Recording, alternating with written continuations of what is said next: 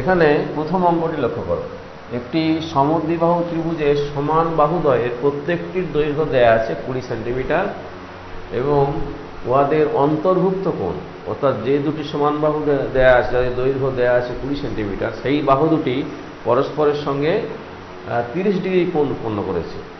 তাহলে আমাদের বের করতে হবে ত্রিভুজটির ক্ষেত্রফল কত। এর আগে একটা অঙ্ক করেছি আমরা, সেটা ছিল 45 ডিগ্রি, বাহুগুলো একই ছিল, সেখানেও আমরা ত্রিভুজের ক্ষেত্রফল নির্ণয় করেছি।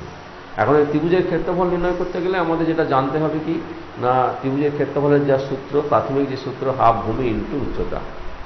এখানে আমাদের ভূমি যদি একটা ধরে নিই সমান বাহুদ্বয়ের মধ্যে যে কোনো একটা, আর উচ্চতাটা বের করতে পারলে আমরা সেক্ষেত্রে ত্রিভুজের ক্ষেত্রফল নির্ণয় করতে পারবো। অর্থাৎ ভূমি দেয়া আছে 20টাকে যদি আমরা ভূমি ধরি, তাহলে ওই ভূমির উচ্চতা যদি আমরা বের করে নিতে পারি, অর্থাৎ বিপরীত শীর্ষ থেকে ওই ভূমির উপরে লম্ব দূরত্ব, তাহলেই আমরা ত্রিভুজটির ক্ষেত্রফল নির্ণয় করতে পারবো। তাহলে আমাদের প্রধান লক্ষ্য কী হবে না, উচ্চতাটা নির্ণয় করা। উচ্চতাটা নির্ণয় করতে পারলেই ত্রিভুজের ক্ষেত্রফল আমরা নির্ণয় করতে পারবো। তাহলে এখন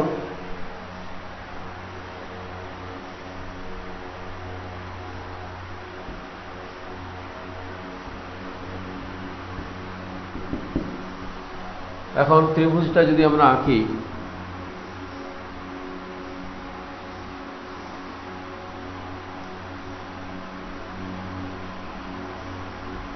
ত্রিভুজটা আঁকলাম, ধরো এ বি সি।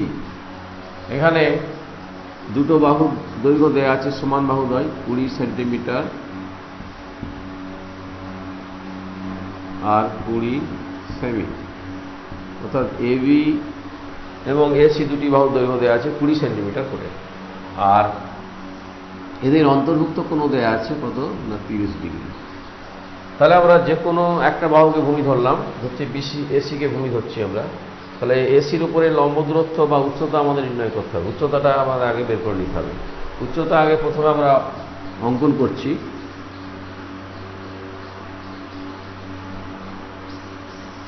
এটা আমরা উচ্চতা অঙ্কন করলাম। এবারে উচ্চতা যেখানে অঙ্কন করেছি সেই বিন্দুটার নাম দিলাম ধরো ডি বিন্দু। এখন এখানে আমরা অঙ্কন করলাম কি না, বিডি লম্ব এসি অঙ্কন করা হলো। এখানে আমরা আমাদের সুবিধার জন্য আরও একটি অঙ্কন করব। সেটা কিভাবে না, আমরা এই ডি বিন্দু থেকে বিন্দুতে একটা কোণ অঙ্কন করব, যে কোণের মান 30 ডিগ্রির সমান। অর্থাৎ ডি বিন্দুতে আরেকটি কোণ আমরা অঙ্কন করব, যে কোণটির মান হচ্ছে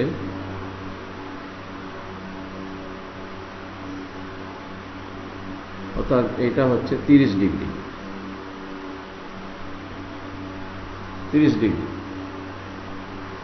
তাহলে আমরা এখানে আর একটা অঙ্কন করলাম, অর্থাৎ ডি থেকে ডি বিন্দুতে আমরা একটি কোণ অঙ্কন করেছি, সেটার নাম দিচ্ছি ধরো ই, অর্থাৎ এডি কোণ অঙ্কন করলাম। 2 নম্বর অঙ্কন হচ্ছে কি, কোণ এডি সমান 30 ডিগ্রি অঙ্কন করা হলো।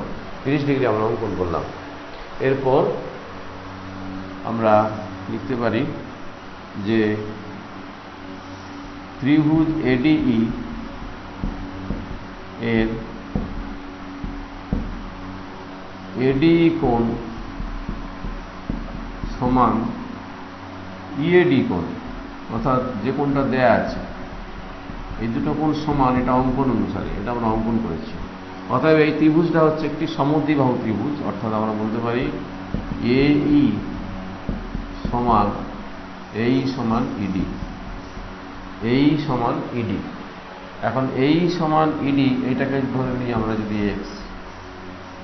এক্স একক, এটাকে ধরলাম, বা এক্স সেমি, যাই হোক এক্স সেমি ধরলে অসুবিধা নেই, এক্স সেমি ধরলাম। এরপর আমরা লিখতে পারি যে কোণ বিইডি কোণটা হচ্ছে এইডি ত্রিভুজের বহিস্থ কোণ।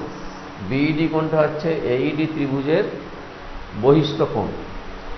তাহলে বহিস্থ কোণ যদি হয়, তাহলে বহিস্থ কোণ সমান বিপরীত অন্তঃকোণের যোগফলের সমান। অর্থাৎ বিপরীত অন্তঃকোণ কত না 30 ডিগ্রি এবং 30 ডিগ্রি, অর্থাৎ 30 ডিগ্রি প্লাস 30 ডিগ্রি অর্থাৎ 60 ডিগ্রি। আবার ত্রিভুজ এবিডি অঙ্কন অনুসারে সমকোণী, কেননা তোমার এডি বিডি লম্ব এসি, বিডি লম্ব এসি, সুতরাং এডিবি কোণ হচ্ছে 90 ডিগ্রি। অর্থাৎ এখানে লিখতে পারি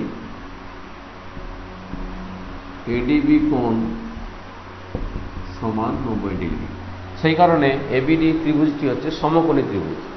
এখন সমকোণী ত্রিভুজ, অতএব এর দুটি কোণ আমরা পেয়ে যাচ্ছি সমকোণী। এখানে আমরা দুটো কোণ পেয়ে গেলাম, অর্থাৎ বিএডি কোণ, এটা আমাদের দেয়াই আছে কত 30 ডিগ্রি, দুটো সমান বাহুদের অন্তর্ভুক্ত কোণ দেয়া আছে। আর আমরা এডিবি কোণটা পেয়েছি কত 90 ডিগ্রি, যেহেতু আমরা অঙ্কন করেছি এডি লম্ব এসি, বিডি লম্ব এসি, সুতরাং এডিবি কোণ সমান 90 ডিগ্রি। অর্থাৎ তৃতীয় কোণ পেয়ে যাব, অর্থাৎ তৃতীয় কোণ কত না এবিডি। এবিডি কোণ কত হবে না 180 থেকে দুটো কোণের যোগফল বাদ দিয়ে দাও, 30 প্লাস 90 ডিগ্রি অর্থাৎ 60 ডিগ্রি। তাহলে এখানে লক্ষ্য করো যে এবিডি ত্রিভুজের বিইডি ত্রিভুজের ত্রিভুজ বিইডি এর বিইডি কোণ আমরা পেয়ে গেছি এর আগে, অর্থাৎ 60 ডিগ্রি। আর এইমাত্র পেলাম এবিডি কোণ। এবিডি কোণ মানেই হচ্ছে ইবিডি কোণ, অর্থাৎ ইবিডি সমান এবিডি, এটা পেলাম 60 ডিগ্রি। অর্থাৎ তৃতীয় কোণটা আমরা নিশ্চিতভাবে আমরা বলতে পারি কি না তৃতীয় কোণ হচ্ছে কি ইবিডি কোণ, অর্থাৎ ইবিডি কোণ ইডিবি কোণ। তৃতীয় কোণ হচ্ছে ইডিবি, ইডিবি কোণ হচ্ছে 60 ডিগ্রি। অর্থাৎ তিনটে কোণই সমান হয়ে যাচ্ছে, বিইডি ত্রিভুজের তিনটে কোণই সমান, সুতরাং বিইডি সমবাহু। অতএব বিইডি সমবাহু। অতএব আমরা বলতে পারি বি সমান বিডি সমান ইডি। আবার ইডি সমান আমরা অলরেডি এক্স ধরে ফেলেছি, আগে ইডি সমান এক্স ধরেছি, আমরা ইডি সমান এক্স ধরে নিয়েছি, সুতরাং এগুলো প্রত্যেকটারই মানই হবে এক্স সেমি। এখন এবি দৈর্ঘ্য দেয়া আছে আমাদের, এবি সমান দেয়া আছে কত না 20 সেমি, অর্থাৎ 20 সেমি। এবি সমান কি না এবি সমান আমরা লিখতে পারি এই প্লাস ইবি, ফিগার অনুযায়ী এবি সমান লিখতে পারি এই প্লাস ইবি সমান 20। এই সমান কি ধরে, এই সমান কি পেয়েছি, এই সমান ইডি সমান এক্স। এখন এই জায়গায় আমরা লিখতে পারি এক্স। আর ইবি মানে তো বি সমান, সেটাও আমরা এক্স পেয়েছি, বি সমান এক্স মানে ইবি সমান এক্স, অর্থাৎ এটাও এক্স, অর্থাৎ 20 বা 2x সমান 20, অতএব x সমান 10। সুতরাং আমরা পেয়ে যাচ্ছি কি বিডি সমান, অতএব বি সমান বিডি সমান ইডি সমান এক্স, সুতরাং বিডি সমান এক্স, বিডির মানও এক্স হচ্ছে, অর্থাৎ বিডি সমান এক্স। আর এক্স এর মান আমরা পেয়ে গেছি এর মধ্যে, ইতিমধ্যে এক্স এর মান পেয়েছি কত না 10। তাহলে বিডি অর্থাৎ উচ্চতা আমরা পেয়ে গেলাম। সুতরাং আমাদের প্রধান যে লক্ষ্য ছিল যে উচ্চতাটা নির্ণয় করা ত্রিভুজটির, সেই উচ্চতার মান আমরা এখন পেয়ে গেলাম, অর্থাৎ বিডি সমান 10 পেয়ে গেলাম, 10 সেমি। সুতরাং আর ত্রিভুজটার ক্ষেত্রফল নির্ণয় করতে কোনো অসুবিধা থাকছে না, কারণ আমাদের ভূমিটা ধরে নিচ্ছি কত 20 দেয়া আছে, ভূমি এসির মান দেয়া আছে 20, উচ্চতা পেয়ে গেলাম, সুতরাং ক্ষেত্রফল আমরা পেয়ে যাচ্ছি। অতএব ত্রিভুজটির ক্ষেত্রফল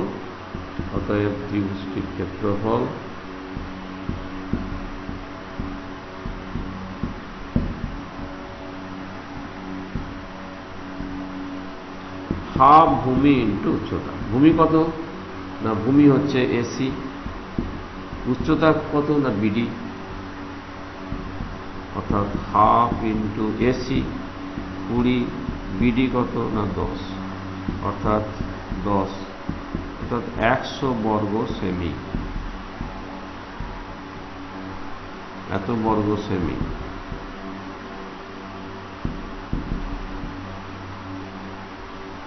সুতরাং আমরা ত্রিভুজটার ক্ষেত্রফল পেলাম কত না 100 বর্গ সেমি। এবারে আমরা নেক্সট যে অঙ্কটি আছে সেটাতে যাচ্ছি।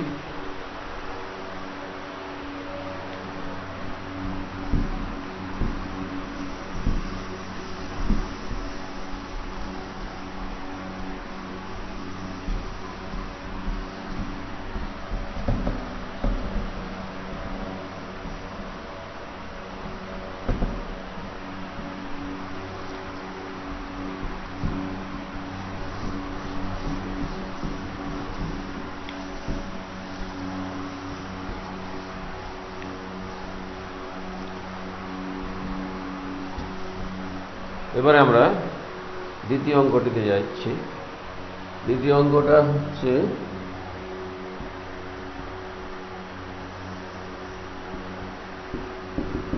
দ্বিতীয় অঙ্কটাতে কি দেয়া আছে না একটি সমকোণী ত্রিভুজ যার অতিভুজ এবং পরিসীমার মান দেয়া আছে। অতিভুজ দেয়া আছে কত না 13 সেমি এবং পরিসীমা দেয়া আছে 30 সেমি। আর তাহলে আমাদের ত্রিভুজটির ক্ষেত্রফল নির্ণয় করতে হবে। এখানে দুটি মান দেয়া আছে, একটা হচ্ছে সমকোণী ত্রিভুজ, একটা শর্ত দেয়া আছে ত্রিভুজটা সমকোণী এবং তার অতিভুজ এবং পরিসীমার মান দেয়া আছে। এইগুলির সাহায্যে আমাদের ত্রিভুজটির ক্ষেত্রফল নির্ণয় করতে হবে। তাহলে প্রথমে আমরা ত্রিভুজটির যদি আঁকি,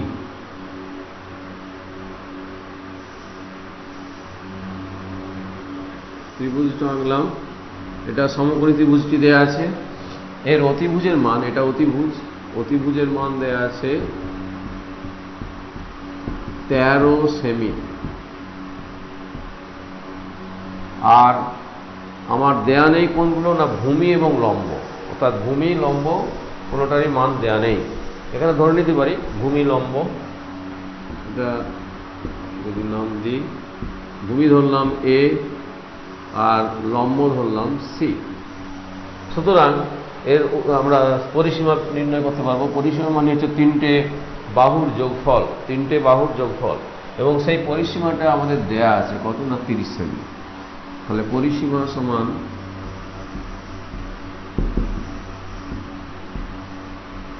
এটা সমান আমাদের দেয়া আছে 30 সেমি। আর পরিসীমার সূত্র কি তিনটে বাহুর যোগফল, অর্থাৎ সি প্লাস এ প্লাস অতিভুজের মান দেওয়া আছে 13 সমান 30, অর্থাৎ সি প্লাস এ সমান 17। এখানে আমরা একটা সমীকরণ পেলাম সি আর এর, ওটা সি আর এর সম্পর্ক। এই সম্পর্ক থেকে আমরা সিটাকে এর আকারে প্রকাশ করতে পারি, অর্থাৎ সি সমান 17 মাইনাস এ। অর্থাৎ একটা চলরাশিকে আমরা দুটো রাশিকে নিয়ে গেলাম, অর্থাৎ এটা একটা চলরাশি আর সিটাকে আমরা এর চলরাশির সাপেক্ষে লিখলাম। তাহলে এতে সুবিধে কি হবে না সমীকরণ ক্ষেত্রে সমীকরণ গঠন করা হয়ে গেলে সেই সমীকরণটা হবে এক চলের সমীকরণ এবং সেই চলের সমাধান করতে আমাদের সুবিধা হবে। যদি দুটো চল থাকতো তাহলে সমীকরণ সমাধান করতে অসুবিধা হতো, সেই জন্য আমরা একটা চলেতে এটাকে পরিণত করলাম। এবারে আমাদের আরও একটি শর্ত দেয়া আছে। শর্তটা কি না ত্রিভুজটি হচ্ছে সমকোণী। সমকোণী ত্রিভুজ মানে কি না তার অতিভুজ লম্ব ভূমির মধ্যে সম্পর্ক আছে, সেটা পিথাগোরাসের নিয়ম থেকে আমরা পাই। সেই সম্পর্ক হচ্ছে অতিভুজ স্কোয়ার ইকুয়াল টু লম্ব স্কোয়ার প্লাস ভূমি স্কোয়ার, অর্থাৎ এবিসি সমকোণী।